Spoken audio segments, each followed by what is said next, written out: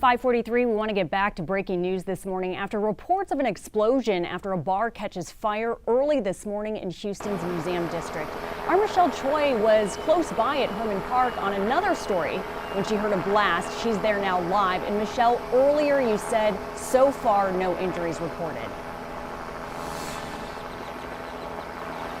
Yeah, that's right, Steph. It seems like this bar was already had closed last night around 11 o'clock is what I'm hearing, which is obviously after hours. So it doesn't seem like there was anyone inside the bar itself, which is the good news. So we're not hearing of any injuries at this time. But I do want to give you an update about what I learned as far as damages go. Obviously, the bar itself seems to be completely destroyed. There is debris scattered all behind me. But a restaurant next door called Alfreda's Soul Food has also taken on some damage, is what I've learned. And a food truck that is actually on site where this bar is. The food truck owner and I had a few minutes to speak. He tells me that he has a partnership with the owner of this bar. His name is Steve, and he has a barbecue food truck, which is completely destroyed. You know, he told me he had a chance to talk with Steve, the owner of Bar 5015 here, who is actually on scene, is what I'm hearing. Obviously very distraught, destroyed, heartbroken about what has happened, because this bar just recently opened about less than 2 months ago after some major renovations and having been closed for about a year. Now, of course, the fortunate thing is there was nobody.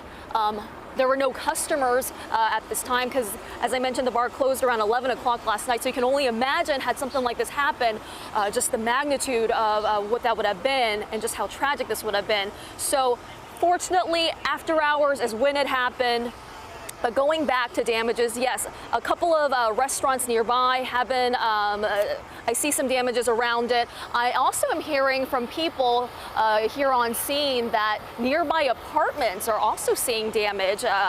People's windows have been shattered, which goes to show you just how strong this explosion actually was. Steph, I was at Herman Park about less than half a mile away, and I could feel just how strong this explosion was. But people are telling me they've heard it as far over as at TSU. They could feel their home foundation shaking, just rocking and rattling. Just they weren't sure what it was. It woke a lot of people up in the middle of the night, scared, worried about what had gone down. But of course, arson investigators, I can tell you, are here. They arrived about less than 20 minutes ago. They have pushed us back further from the scene, as you can see, which is why we're behind this yellow tape now. We are still trying to gather some more details for you, but guys, just a real mess out here.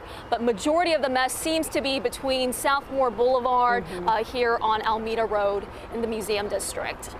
All right, Michelle, and it sounds like just as far as the public is concerned right now, just got quite a scare because Houston, as we know, has a history of explosions. So as far as public immediate threat, we can rule that out, but there are some traffic problems. What is closed right now as far as streets, Michelle?